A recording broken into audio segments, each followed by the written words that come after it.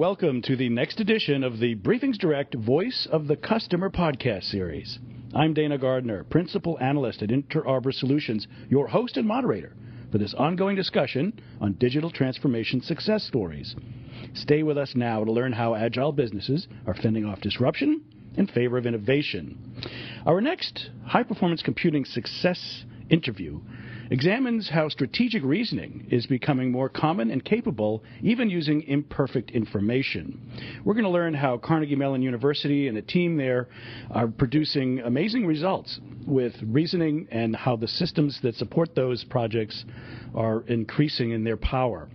So, to learn more about algorithms that are aiding and abetting strategic reasoning for business and other purposes, please join me in welcoming Thomas Sandholm, Professor and Director of the Electronic Marketplaces Lab at Carnegie Mellon University in Pittsburgh. Welcome, Thomas. Thank you very much. We're glad you're with us. Tell us a little bit about this idea of strategic reasoning and why imperfect information is sometimes the best that you can do, and then we'll talk about what we get from some of your new technologies. Yeah, so strategic reasoning, we take the word strategic very seriously, and it means game theoretic. So in multi-agent settings where you have more than one player, you can't just optimize as if you're the only actor, because the other players are going to act strategically, and what you do affects how they should play, and what they do affects how you should play.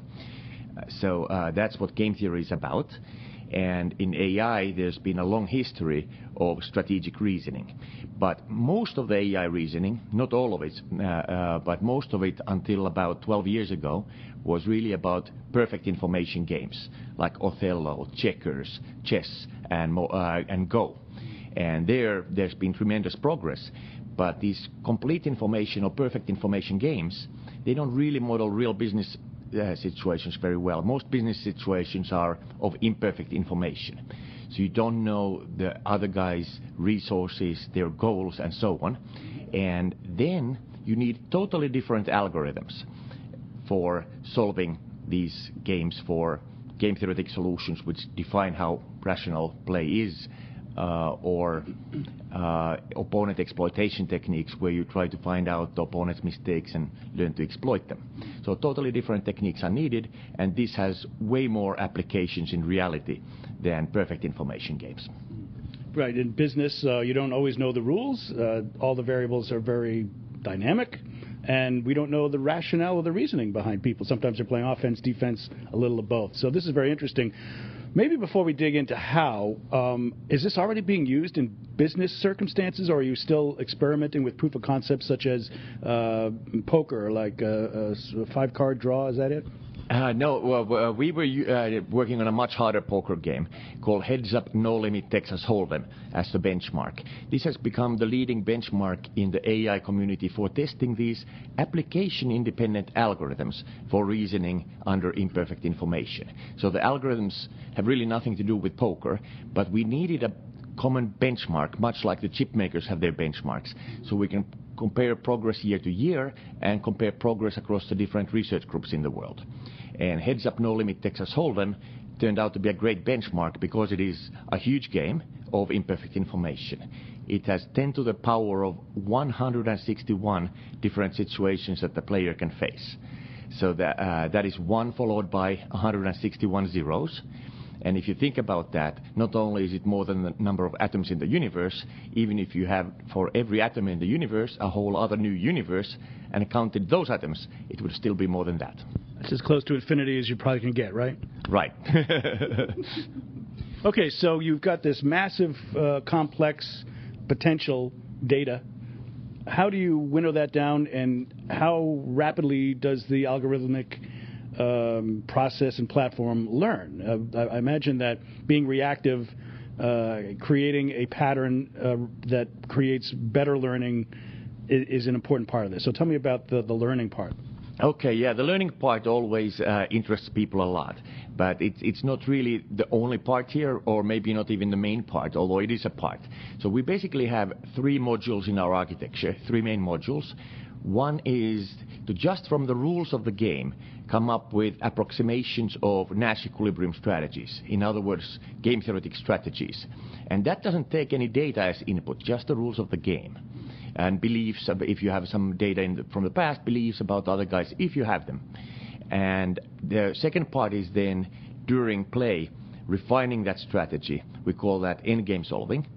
And then the third part is the learning part, or the self-improving part.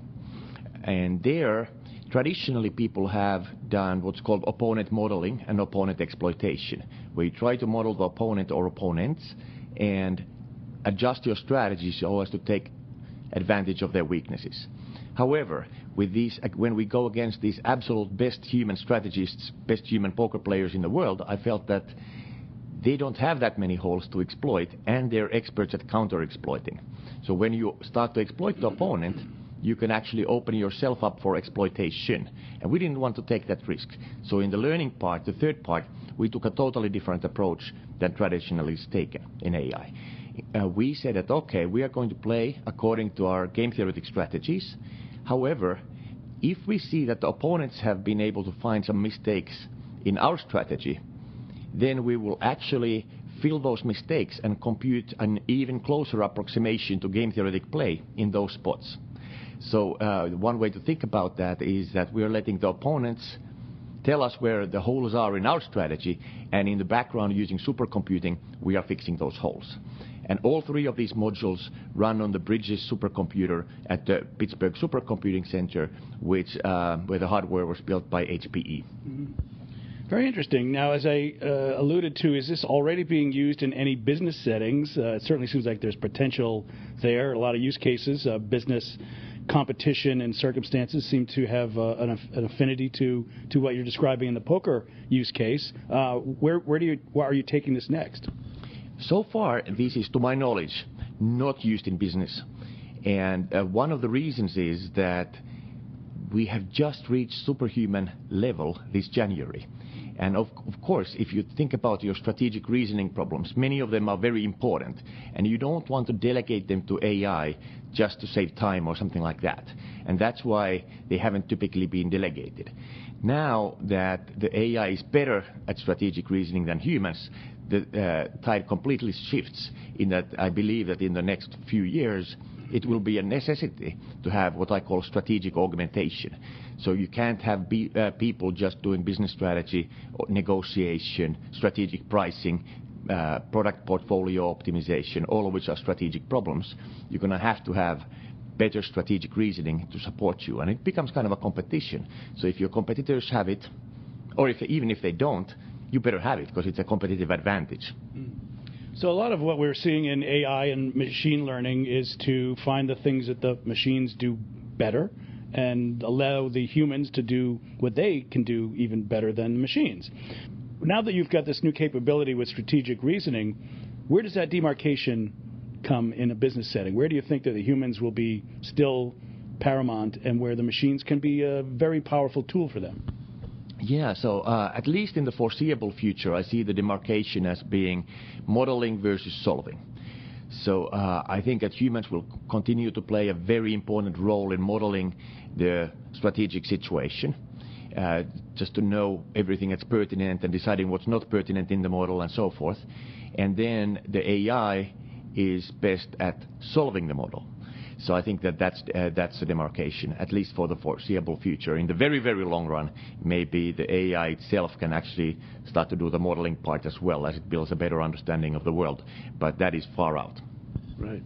Okay, looking back as to what is enabling this, clearly the software and the algorithms, finding the right benchmark, in this case the poker game.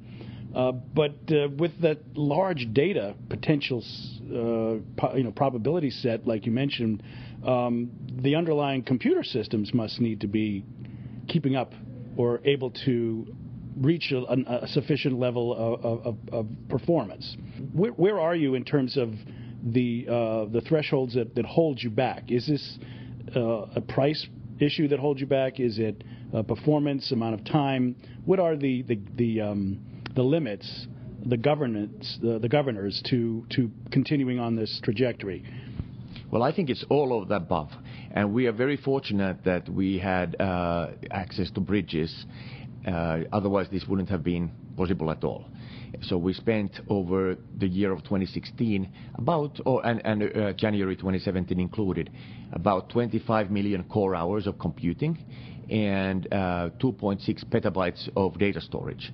And this is an amount that's necessary to do serious, absolute superhuman research in this field, but also it is something that is very hard for a professor to obtain. So we were very fortunate to have that computing at our disposal. Mm-hmm. All right, let's look a little bit at commercialization of this. You're not only a professor at Carnegie Mellon, but you're a founder and CEO of a few companies. Tell us a little bit about your companies and how the research is leading to business. Yeah, so let's start with Strategic Machine. That's Strategic Machine Inc. is a brand new startup company, all of 2 months old. It's already profitable, and we are taking this core reasoning technology, which again is application independent, both the Libratus technology, the Lenk-Budashi technology, and a host of other technologies from my lab that we have exclusively licensed to Strategic Machine, and we're doing R&D at Strategic Machine itself as well, and we are taking this to basically any application that wants us. So applications include business strategy optimization, automated negotiation, strategic pricing, and let me tell you what I mean by that. So typically when people do pricing optimization algorithmically, they assume that either the company is a monopolist or the competitors' prices are fixed, but obviously neither is typically true. So we are looking at how do you price strategically, where you take into account the opponent's strategic response in advance. So you price into the future instead of just pricing reactively.